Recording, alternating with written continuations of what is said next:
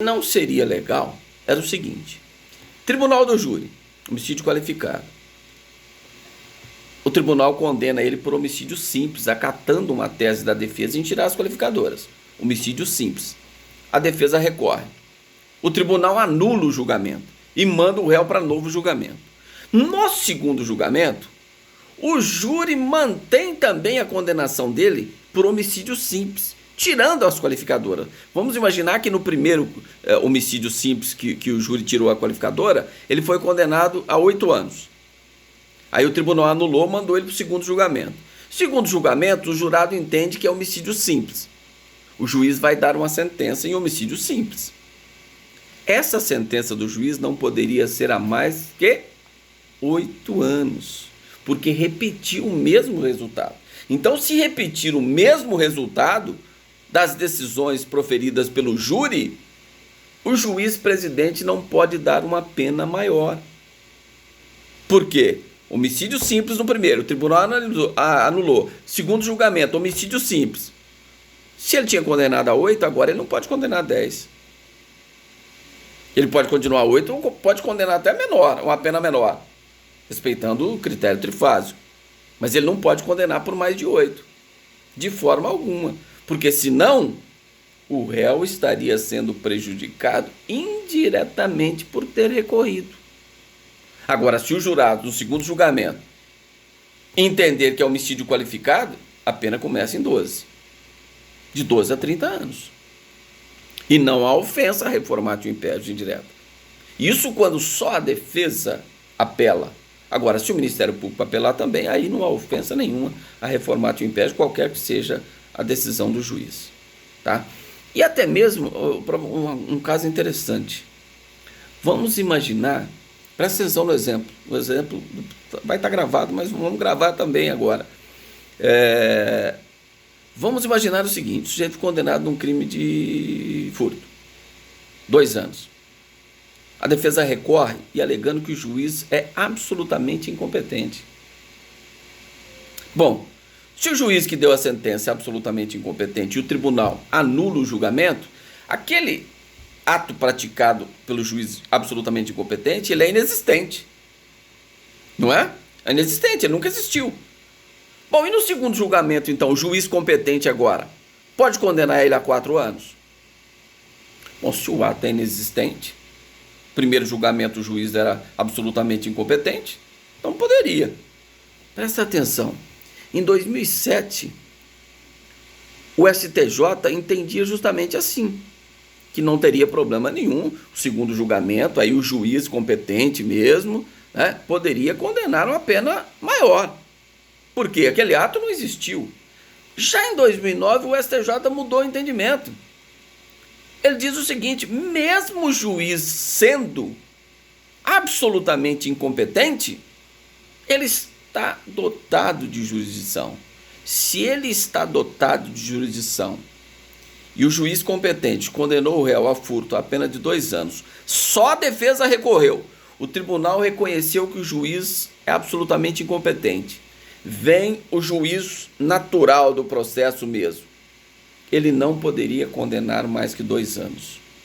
Porque o STJ em 2009 já entendeu que, mesmo sendo o juiz absolutamente incompetente, ele é dotado de jurisdição. Então, se condenar ele no julgamento agora pelo juiz competente a uma pena maior, ele estaria sendo prejudicado, o réu, de forma indireta. Certo? Olha a importância desse julgamento. Tá? Então, em 2009, 2007 era um entendimento, 2009 já foi outro. E esse entendimento é mantido hoje. Certo? Bom, então nós vamos falar também agora da reformatio in melius. É a reforma para melhorar. Da mesma forma que, quando só a defesa recorre, o tribunal não pode piorar a situação do réu, artigo 617, a contrassenso, será que a recíproca é verdadeira? Se só o Ministério Público recorre para aumentar a pena, o tribunal não poderia diminuir? Ou poderia? Poderia. E pode. Então, existe a reformatio in melius. A reforma que vai melhorar a situação dele. Tá? ele é condenado, só o promotor recorre para aumentar a pena, o tribunal resolve, não, mas é caso de absolvição, princípio da verdade real, ou é caso de diminuição da pena, o juiz errou aqui no critério trifásico. Ah, mas só um promotor apelou. Não interessa, ele é promotor de justiça.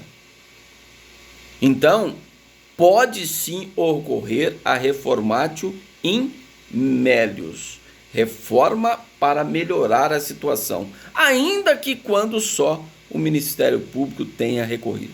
Vocês vão encontrar entendimento isolado que não. Fala, ó, quando o Ministério Público somente recorre para aumentar a pena, o tribunal não pode diminuí-la. Não. O artigo 617, ele fala, nas hipóteses do artigo 383, né? Ele fala no 386 e 387, salvo engano, o artigo 617. Tá? Tanto que admite-se a emendatio libelli em segundo grau, ou seja, mudança na acusação em segundo grau, que é o artigo 383. O tribunal não precisa ficar adstrito àquela capitulação. Vamos imaginar o seguinte: o sujeito foi condenado a crime de furto. Chega lá no tribunal, o tribunal entende que é o seguinte, só a defesa recorre. O tribunal entende o seguinte, não, mas isso aqui não é furto, isso aqui é peculato. O tribunal pode reconhecer isso? E não há nenhuma ofensa à ampla defesa? Pode, porque a defesa se recorre dos fatos que são atribuídos, não da capitulação. Então admite-se a emendatio libelli, artigo 383, em segundo grau, mas desde que não seja para piorar a situação. E nesse caso, se o tribunal reconhece o peculato, ele não poderia piorar a situação já da sentença. Mas, de certa forma, ele estaria, se ele assim o reconhecer, ele estaria prejudicando. Sabe por quê? Porque o crime contra a administração pública, a progressão está vinculada à reparação do dano, salvo a impossibilidade de fazê-lo. Então, se o tribunal reconhece, ainda que seja o peculato, dando nova classificação, nesse caso seria desfavorável ao apelante. Por quê? Porque a progressão de regime dele estaria condicionada à reparação do dano. Tá? Então, se perguntarem para vocês, é possível a emendatio libelli, artigo 383, a mudança na classificação do crime feita pelo tribunal? É possível, desde que não causa prejuízo para a defesa, se for só a defesa que apelou. Agora, o 384, que é mutatio libelli, não tem aplicação em segundo grau. Artigo 384, mutatio libelli, não tem aplicabilidade em segundo grau de jurisdição.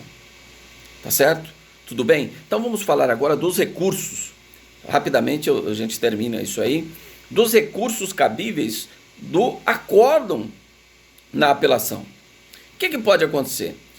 Naquele juízo de prelibação, se o relator do processo entender que estão presentes os requisitos de ordem subjetivo e objetivo do recurso, o que ele faz? Conheça o recurso. Juízo de prelibação. Primeiro ele vai conhecer o recurso. Ele admite o recurso para ser analisado.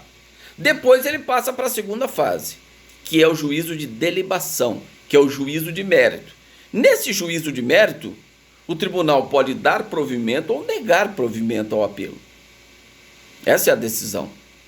Né? Por maioria, ele pode negar, ou por unanimidade, pode negar, ou pode dar provimento. Certo? Agora, se a decisão for não unânime, desfavorável ao réu, e afeta direito material, mérito da questão, cabe embargos infringentes no recurso de apelação. Ou embargo de nulidade, se você estiver discutindo, se for por maioria desfavorável ao réu, se você discutir questões processuais. Aí cabe embargo de nulidade, que é o mesmo recurso, só muda a terminologia. Quando você discute o mérito, você fala embargos infringentes. Quando você vai discutir questões de natureza processual, que ficou por maioria desfavorável ao réu, embargos infringentes. Aliás, embargos de nulidade. Esse é um recurso exclusivo da defesa. A acusação não pode entrar com embargos. Vamos imaginar que foi 2-1 favorável ao réu. Favorável. Cabe embargos infringentes por parte de acusação? Não, porque é um recurso exclusivo da defesa. O que a acusação pode entrar? Recurso especial, recurso extraordinário ou ambos. Porque já tem decisão de última instância. Agora, para a defesa, não. Se for 2-1 desfavorável ao réu, eu obrigatoriamente tenho que entrar com embargos infringentes ou de nulidade. Por que eu sou obrigado a entrar, se eu quiser entrar com recurso especial extraordinário? Porque senão eu não terei decisão de última instância proferida por tribunal. Por isso que eu sou obrigado a propor o embargos infringentes se eu quiser interpor recurso especial extraordinário ou ambos. É obrigatório. Ah, mas eu não posso deixar o embargos infringentes e já entrar com especial extraordinário direto? Não. Por quê? A Constituição Federal, lá no artigo 102, inciso 3º, 105, inciso 3º da Constituição Federal, tanto o recurso especial quanto extraordinário, fala que é decisão de única ou última instância. E se couber embargos infringentes ou de nulidade, nós não teremos decisão de última instância. Portanto, você tem que esgotar os recursos ordinários, aí sim você terá, após o julgamento dos embargos infringentes ou de nulidade, você terá uma decisão de última instância a possibilitar a propositura de recurso especial ou recurso extraordinário, ou ambos, né? Se há ofensa à Constituição Federal ou se há ofensa a dispositivos de natureza infraconstitucional, você deve interpor necessariamente os dois recursos em petições distintas, mas no mesmo prazo de 15 dias corridos nos termos do artigo 798 do Código de Processo Penal. Tá certo? Então, com isso, nós esgotamos aí os recursos, que você pode manejar em relação a um acordo proferido num recurso de apelação. Tudo bem? Pessoal, alguém tem alguma dúvida, alguma pergunta? Sei que eu falei bem rápido, mas vocês vão ter disponibilidade. Até amanhã eu estou disponibilizando essa aula de hoje no YouTube também. Vocês podem ir lá, vão se inscrever lá no canal também, façam esse favor, e poderão assistir a aula que está disponível lá no canal do YouTube, esta aula de hoje, para ser revista. Mas qualquer dúvida que estiverem, podem fazer perguntas agora, ou conforme eu digo, anotem a pergunta antes de começar a próxima aula.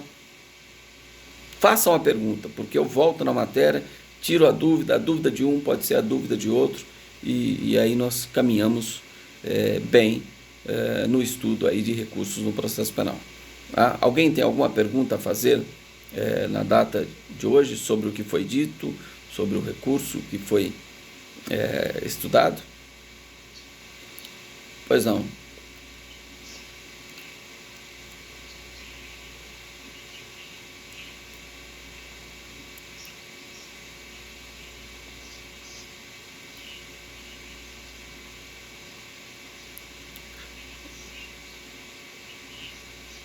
Sim, só o inciso primeiro, porque o inciso segundo diz o quê?